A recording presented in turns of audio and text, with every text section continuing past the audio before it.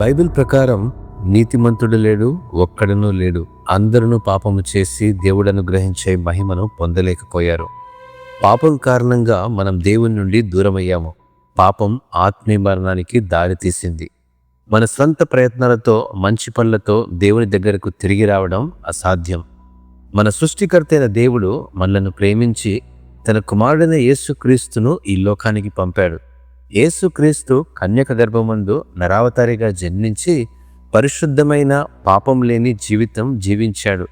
మన పాపాల కోసం స్వయంగా శ్రమలను అనుభవించి రక్తము కార్చి మనం పొందవలసిన శిక్షను తన మీద వేసుకొని శిలువపై మరణించాడు. ఆయన సమాధి చేయబడి 3వ దినమున తిరిగి లేచి పాపం మరియు మరణంపై విజయం సాధించాడు. ఇదే రక్షణ. ఈ రక్షణ దేవుడు మనకు ఉచితముగా ఇచ్చినటువంటి వరం. అది మన క్రియల వల్ల కాదు, విశ్వాసం ద్వారా మాత్రమే లభిస్తుంది. అందువలన మనం పాపులమని ఒప్పుకొని పశ్చాత్తాపడాలి, దేవుని నుండి క్షమాపణ పొందుకోవాలి. యేసుక్రీస్తు మన కోసం మరణించి సమాధి చేయబడి మృతుల్లో నుండి లేచాడని మన హృదయంలో విశ్వసించాలి. యేసుక్రీస్తే ప్రభు అని మన నోటితో ఒప్పుకోవాలి. మనము నిజంగా పశ్చాత్తాపడి యేసుక్రీస్తును విశ్వసించినప్పుడు దేవుడు మనము రక్షించబడ్డామని మన హృదయంలో నిశ్చయిస్తాడు.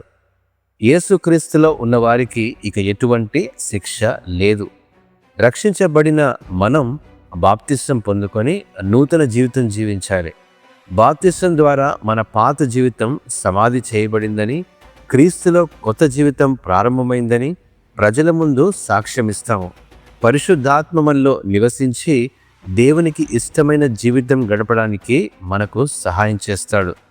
సాక్ష్యం కలిగిన మనం దేవుని కుటుంబమైన సంఘములో చేర్చబడి దేవుని వాక్యాన్ని నేర్చుకొని ప్రార్థనలో, ఆరాధనలో ఎదుగుతూ ఒకరినొకరు ప్రోత్సహిస్తూ క్రీస్తు కొరకు జీవించాలి. ఒకనాడు మనం మరణించి పరలోకానికి వెళ్తాం, లేదా యేసుక్రీస్తు మరలా వస్తాడు, మనం పరలోకానికి ఎత్తబడతాము. పాపం లేకుండా, బాధ లేకుండా, మరణం లేకుండా పరలోకంలో మనము యుగ యుగాల వరకు ప్రభుతో కలిసి నిత్య జీవంలో ఉంటాము. ఇదే సువార్త. ఈ ఆహ్వానం ప్రతి ఒక్కరికి ఉంది.